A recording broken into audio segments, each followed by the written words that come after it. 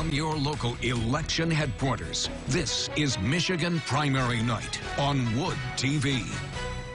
Thanks for joining us tonight, everyone. I'm Susan Shaw. And I'm Brian Sterling. It is time to settle in for a long night as we wait for key results to come in. The big race is the one at the top of the Republican ticket. 5 candidates hoping that you will give them the chance to run against Governor Gretchen Whitmer in November. There are 3 U.S. House primaries tonight, including Peter Meijer and John Gibbs in the 3rd District. We'll see if former President Trump's endorsement will be enough to help Gibbs pull off an upset.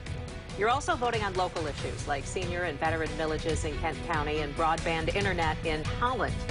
And of course, our team spread out to bring you the most complete coverage in the state. We have reporters at the polls, at the clerk's offices, and with the candidates. This is the first big election day since 2020, a result that some continue to make unfounded claims about, including Barry County Sheriff Dar Leaf. Target 8 investigator Susan Samples spent the day in Barry County to see if the sheriff's election investigation is impacting voter turnout. This polling place, the Irving Township Hall north of Hastings, has played a starring role in the drama involving the 2020 presidential election. I would say our sheriff has definitely put Barry County on the map. Even so, Barry County Clerk Pam Palmer does not believe Dar Leaf's singular focus on what he claims was fraud in 2020 will keep anyone from the polls in 22. I just would like the public to know and be assured that we have taken every precaution to be sure that their vote will count. Palmer, a Republican in a county that voted 65% for President Trump in 2020, says she still has no idea what the sheriff is talking about. She says she balanced every single ballot cast against voter applications in 2020, and it all matched perfectly. We balanced to the ballot. We didn't do anything wrong in 2020. So we are not making any changes. At the Irving Township Hall, clerks are once again using Dominion voting tabulators, though not the one a sheriff's investigator seized from this hall last year, tore apart, and then returned its seal broken. That same machine was seized again in April, this time by Michigan State Police, investigating the unauthorized third-party access to the tabulator equipment. They're both investigating each other. It's a steady flow. Irving Township Precinct Chairperson Susan Vlietstra says everything's going well, including voter turnout, which she put at around 25%. It seems fairly consistent with the primary election. Barry County's clerk tells me she hopes to have all votes counted by midnight. Coming up tonight at 6, what voters have to say about the dueling investigations involving the 2020 presidential election. North of Hastings, Susan Samples, News 8. Now let's get live to the polls for an update on how voting is going. News 8's Jacqueline Francis is live at a polling location in Grand Rapids. Jacqueline? Brian and Sue, just 2 words for you: slow but smooth. That's how things are going here at St. Isidore Church. It's a precinct in the 2nd ward of the city of Grand Rapids. Again, not seeing a huge amount of people coming through here. They say this is basically how it's been throughout the day, with the exception of the lunch hour. They did see a bit of an uptick. They are expecting to see maybe more of a crowd after work. But again, right now, we're talking to people working here, and they said it's been just slow and steady throughout the day. As of right now, the city of Grand Rapids does track voter turnout with a live dashboard online, and it's saying across the city of Grand Rapids they're seeing about a 30% voter turnout at this time. Again, there's still a few more hours before the polls close, but right now we're seeing a 30% voter turnout here at the polls. And again, there's still time to come and vote. I bet you could be in and out of here in a matter of minutes, no line or anything like that. All right, slow but smooth. That's the good news. Jacqueline, thank you. Now to News 8's Joe LaFurgey. He's live in downtown Grand Rapids talking with the Kent County clerk today. Joe? Brian, pretty much the story county-wide as well. Smooth sailing so far throughout the day. Joining me right now is Kent County Clerk Lisa Faust-Lyons. Lisa, what's your voter turnout like at this point? Well, at this point, as of 10 minutes to 5, Kent County has issued just over 86,100 absentee ballots. We've had returned 72,400, so that's an 84% return rate, which is right around where we usually are.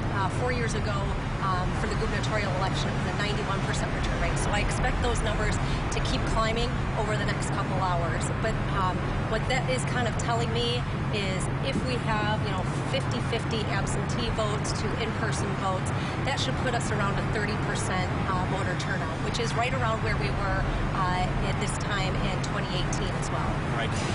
We've heard this for the last couple of years. There are still those voters out there that don't trust the system.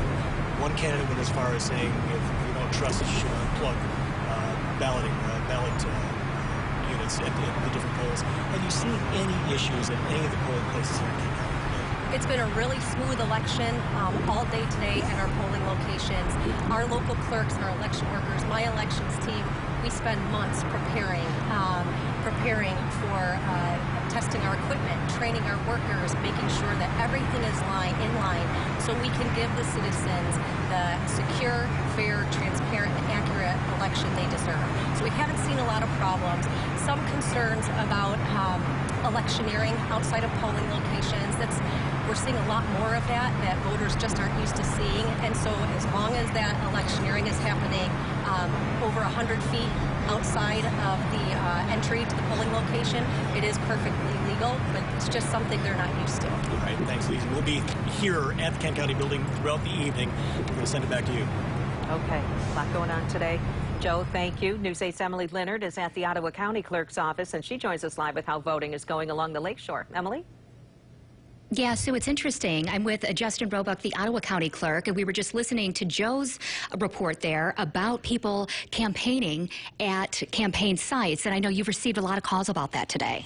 Yeah, I think it's something interesting that sometimes voters don't realize, but Michigan election law does allow campaigning at polling sites. It has to be 100 feet away from any entrance or exit to the building, but particularly in contested elections or even local races sometimes where the volunteers and the energy is high, you'll see people out with signs, volunteers or candidates even at polling locations, and that is allowable under Michigan election law. It just has to be 100 feet away from the polling place. Something to keep in mind when you're out voting. Overall, how has primary day gone in Ottawa County? It's gone really smoothly. I mean, we have a lot of absentee ballots that have been issued and returned. We're almost at almost 90% return rate as of this afternoon. So we just have about 5,000 ballots countywide that have yet to come back. And the precincts have been steady as well. So typically our turnout in the primary is roughly 30-35%. And I think we're going to see a little bit above that here in Ottawa County. All right, so what happens tonight? Busy night for you, or is it going to just continue to be a busy day into the night? Yeah, busy night. As polls close, everything gets sealed up, and essentially bipartisan teams are sealing documents and paperwork and the election materials, and that actually comes back to our office tonight. So where we're at right now, we'll be receiving in from our local clerk's offices election materials until every one of them is in. So however long that takes, we'll be here. All right, and we will be here as well. Thank you. We'll be checking back in. We'll be here as well. Back to you. All right, Emily Leonard. Interesting rule about that 100 feet. Sounds like it's a long way away. It's really not. Not that far. So it can feel intimidating sometimes. We get that. Emily, thank you. Thanks, Emily. Well, we were there as several of the Republican gubernatorial candidates were at the polls this morning casting their votes. Our coverage continues at 5:30. We're going to take a closer look at the race for who will face Governor Whitmer in November. We will also be following the Republican primary in the 3rd Congressional District. Representative Peter Meijer faces challenger John Gibbs. Former President Donald Trump endorsed Gibbs in this race, and we were at the precincts this morning as both Meijer and Gibbs cast their ballots, both confident that they can win this hard-fought primary. Because I think it's important that we have somebody who is willing to do the hard work, but also tell the truth and be straightforward and honest with the people of West Michigan. That is what I've committed to do. That is what we have done so far in office. I think it's great to go in there and vote. It's a culmination of many months of hard work and effort by my team and myself, so very excited to do it and very excited to see how the results come in tonight. In that 3rd congressional race, one of those watched across the country to see the impact of President Trump's endorsement. Political reporter Rick Alvin continues our team coverage tonight. Rick? Well, Brian and Sue, 2 years ago, Peter Meijer won a 5-way primary with just over 50% of the vote. He won the general 53 to about 47 for Hillary Schultz. Now, fast forward to today when Meyer faces only one challenger. You just saw him there, the Trump-endorsed John Gibbs. Meyer was one of only a few Republicans that voted to impeach then-President Trump after the January 6th riots. This is one of those races that remains murky. It depends on who turns out. I know that sounds a little simplistic, but is it going to be the Trump loyalist or some more moderate Republicans? And a recent ad by the Democratic Congressional Committee seemed poised to add even more confusion to the race. And with no recent polling, not knowing which voters are going to turn out, this is a race we want to watch really closely tonight. Add to that it's a dramatically different district than the one Meyer won in just 2 years ago. The third then was Calhoun, Berry, and Kent, with a small part of Montcalm County. Now the third takes in Kentwood to Cannon Township in Kent County, the city of Grand Rapids and Walker, into Ottawa County to Allendale, Grand Haven, then north to the city of Muskegon. Knowing that whoever wins this primary will face Hillary Scholten as the Democratic candidate in the fall means the outcome of this race will really help set the tone for November. Now, we have crews that will be at both of the campaigns with an opportunity to talk with both of those candidates after the polls close. And depending on how the election results come in tonight, we hope to have them out there perhaps throughout the evening. But one quick cautionary note, it will take a while to count more than 1 million of those absentee ballots statewide. So understand that tonight's results may not come in as quickly as they have in the past.